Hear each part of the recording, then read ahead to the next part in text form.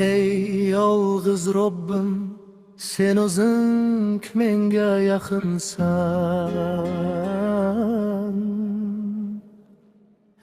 Sen mening gegamsan, sen mening fabibimsan.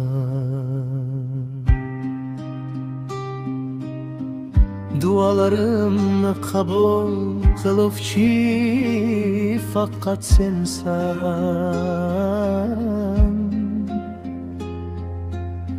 Kasal bo'lsam shifo beruvchi yolg'izing. Faqatgina o'zing mening qalbimdagi narsalarni bilasan.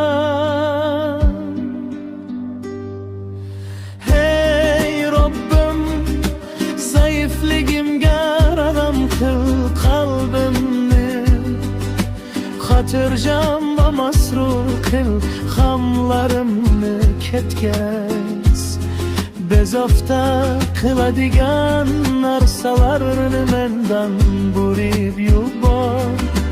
Hey Robbim, zaifligimga rahm qil qalbimni, xotirjam va masrur qil g'amlarimni ketgach.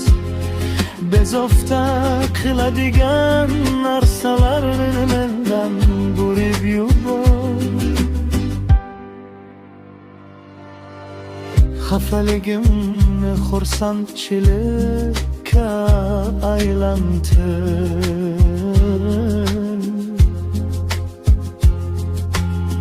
Xotirimni go'zal qil, hayotimni pokiza qil. Hey yolg'iz Robbim, sen o'zing menga yaqinsan.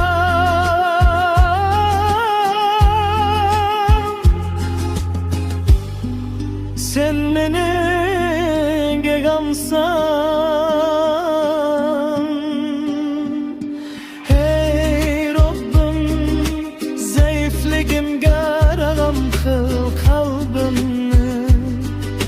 Xotirjam va masrur qil g'amlarimni ketgach. Bezovta qiladigan narsalarni mendan burib yubor.